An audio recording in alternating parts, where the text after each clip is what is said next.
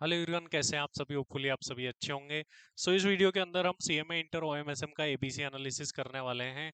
ICMI ने जून 26 के लिए अभी तक ओएमएसएम का MQP mock question paper upload नहीं करा है, तो हम पास्ट ट्रेंड को ही फॉलो करेंगे जो रहना चाहिए। ठीक है, अभी तक एग्जाम आ गए हैं और अभी तक एमक्यूपी अपलोड नहीं हो रहे हैं सारे सब्जेक्ट के। It's really a concerning topic. एक स्टेचुरी बॉडी और एग्जाम के जस्ट इतने दिन पहले तक भी एमक्यूपी नहीं आए। पहले तो काफी पहले आ जाया करते थे, बट अभी भी सभी सब्जेक्ट के एमक्यूपी नहीं रिलीज हुए। इवन कुछ सब्जेक्ट का सेट 1 ही रिलीज हुआ है, सेट 2 भी रिलीज नहीं हुआ है। चलिए आइए हम देखते हैं हमारे अकॉर्डिंग क्या होना चाहिए। सबसे पहले हम बात करते हैं ओएमएसएम में क्वेश्चन 2A। टू का ए सर कहाँ से आता है? तो देखो, टू जो है ना वो पूरा थ्योरी होता है। 2A 2B दोनों थ्योरी आते हैं। 2A जो है वो आपका जो चैप्टर नंबर 1 है या फिर 3 है वहां से आता है। अच्छा, मैं बता दूं आपके सबसे इंपॉर्टेंट टॉपिक कौन से है, वो मैं आपको बाद में बताऊंगा कौन सा चैप्टर कैसे करना है, उस पर भी हम बात करेंगे। 2 का बी जो है वो चैप्टर 2 या 3 से आता है। तो ये तो होता है थ्योरी क्वेश्चन आपका। 3 का ए जो रीसेंट ट्रेंड है उसमें ये थ्योरी भी आ सकता है और प्रैक्टिकल भी आ सकता है। प्रैक्टिकल आ जाए तो अच्छा है। अगर ये थ्योरी आएगा, देखो ये चैप्टर 4 से आएगा अगर थ्योरी आता है तो। Production planning.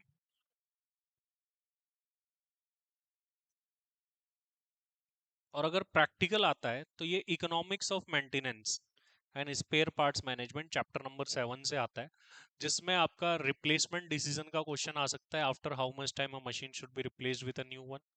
Individual versus group replacement आ सकता है। Breakdown versus preventive maintenance. ये तीन टॉपिक सबसे ज्यादा इंपॉर्टेंट है जहां से क्वेश्चन फ्रेम होता है। उसके बाद में मैं बात करूं ट्री का बी, ये प्रैक्टिकल आता है और ये प्रैक्टिकल रहता है चैप्टर 2 से। इसमें सबसे ज्यादा डिमांड फॉरकास्टिंग आता है। अगर कभी डिमांड फॉरकास्टिंग नहीं आया तो कैपेसिटी रिक्वायरमेंट आ सकता है, फैसिलिटी लेआउट आ सकता है, और इकोनॉमिक बैच क्वांटिटी टॉपिक या ईओक्यू इकोनॉमिक ऑर्डर क्वांटिटी का क्वेश्चन आ सकता है। ये इंपॉर्टेंस के सीक्वेंस में ही मैंने चैप्टर को लिखा है थर्ड बी के लिए। अब बात करते हैं फोर्थ। फोर्थ तो प्रैक्टिकल ही आता है, चैप्टर 4 से ही आएगा फोर्थ। यहां पर आपको देखने को मिल सकता है सबसे ज्यादा जो आता है वो आता है असाइनमेंट टॉपिक का क्वेश्चन, फिर सिमुलेशन का। सिमुलेशन फोर्थ बी में भी जा सकता है, या फिर लाइन बैलेंसिंग टॉपिक। तो ये टॉपिक्स आपको नॉर्मली मिल सकते हैं। फोर्थ के बी में देखें, ये भी चैप्टर 4 से आएगा। यहां पर आपको एलपीपी लीनियर प्रोग्रामिंग मिल सकता है, ट्रांसपोर्टेशन मिल सकता है, और क्वीन मॉडल भी मिल सकता है आपको। ये चैप्टर 4 से होता है पूरा का पूरा क्वेश्चन जो है। फिफ्थ के ए के अंदर एलपीपी अब वहां की जगह यहां भी आ सकता है, या तो यहाँ एलपीपी आएगा या चैप्टर 7 आएगा। अगर थर्ड के ए में थ्योरी आ जाती है तो फिर फिफ्थ के ए के अंदर चैप्टर 7 से क्वेश्चन आएगा। और थर्ड के ए में प्रैक्टिकल आ गया तो फिर फिफ्थ का ए भी प्रैक्टिकल आएगा, और वो एलपीपी से होने के चांसेस है आपके एग्जाम्स में। ठीक है, या तो चैप्टर 7 इकोनॉमिक्स ऑफ मेंटेनेंस या एलपीपी का क्वेश्चन। इसके अलावा मैं बात करूं, फिफ्थ का भी कंसिस्टेंटली फिक्स्ड है। पार्ट सीपीएम जिसे हम प्रोजेक्ट मैनेजमेंट कहते हैं, उस चैप्टर से ये क्वेश्चन आता है। प्रोजेक्ट मैनेजमेंट से वही आपको डायग्राम बनाना होगा, क्रिटिकल पाथ निकालने होंगे, फ्लोट कैलकुलेशन करनी होगी, वेरिएंस स्टैंडर्ड डेविएशन निकालने होंगे। इस टाइप के क्वेश्चंस आ सकते हैं और ये अच्छे से कर लेना है आपको। 6, 7 एंड 8 ये जो तीनों है ये स्ट्रेटेजिक मैनेजमेंट में से होते हैं। एसएम के अंदर से थ्योरी क्वेश्चन होते हैं ऑब्वियसली। एसएम क्योंकि एक थ्योरी का टॉपिक है, थ्योरी का चैप्टर है। देखिए सबसे पहले सिक्स्थ का ए जो है वो आपके चैप्टर नंबर 8 से देखने को मिलता है ज्यादातर। सिक्स्थ का बी जो है वो चैप्टर 11 से देखने को मिलता है।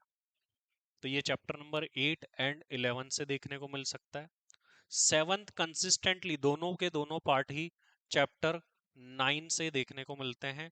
और एर्थ का भी यही है, कंसिस्टेंटली दोनों के दोनों पार्ट ही चैप्टर 10 से देखने को मिलते हैं। तो this is the sequence question wise जो हो सकता है मोस्ट प्रोबेबली आप लोगों के लिए। मुझे ऐसे लगता है कि आपको कौन से चैप्टर पहले करने चाहिए वो मैं आपको बता देता हूं। थ्योरी में देखिए, थ्योरी में अगर आप करें तो आप पहले प्रेफरेंस दे,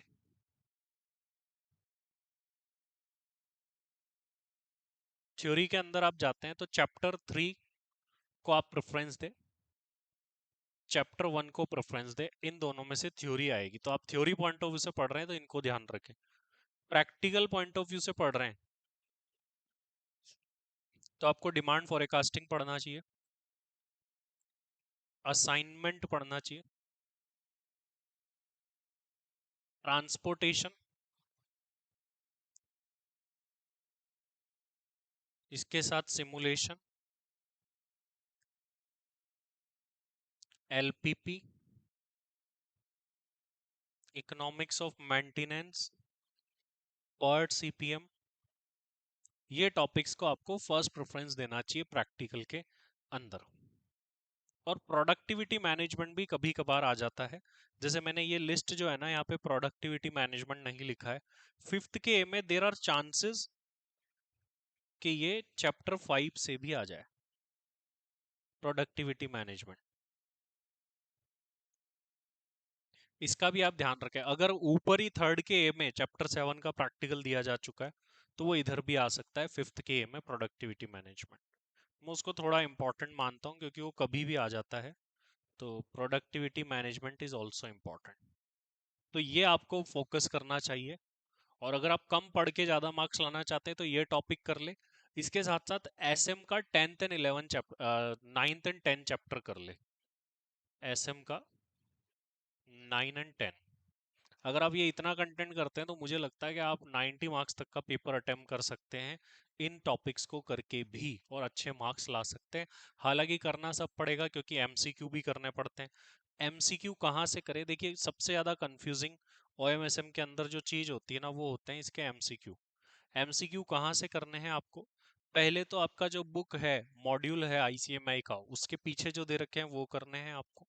फिर आईसीएमआई ने आपके लिए एमसीक्यू बैंक रिलीज कर रखा है, वो कर ले। एमसीक्यू बैंक में मैक्सिमम पास्ट एग्जाम के ही क्वेश्चन है, और लास्ट 6 to 8 अटेम्प्ट के एमसीक्यू देख ले। अगर आप ये कर लेते हैं तो आपके काफी हद तक एमसीक्यू की कवरेज हो जाएगी। सबसे बड़ी दिक्कत ओएमएसएम में जो मुझे पर्सनली भी लगती है कि ये एमसीक्यूज जो है ना, it's a problem creating thing. तो एमसीक्यू के लिए आपको यही फोकस करना चाहिए कि आपको बुक, एमसीक्यू बैंक और यहाँ से सारे एमसीक्यू कर ले। इवन कुछ एमसीक्यू के टॉपिक्स या चीजें ऐसे जो इवन जो बुक में भी नहीं है, कुछ नए ही फ्रेम कर दिए जाते हैं, और ये टेक्निकल हमारी फील्ड का कम रेलिवेंस रखने वाला सब्जेक्ट है, तो इसलिए बच्चों को इसमें प्रॉब्लम भी आती है। तो इन जगहों से आप एमसीक्यूज को भी कर सकते हैं। तो ये था मेरा ओवरऑल एनालिसिस ओएमएसएम के लिए। Thank you very much.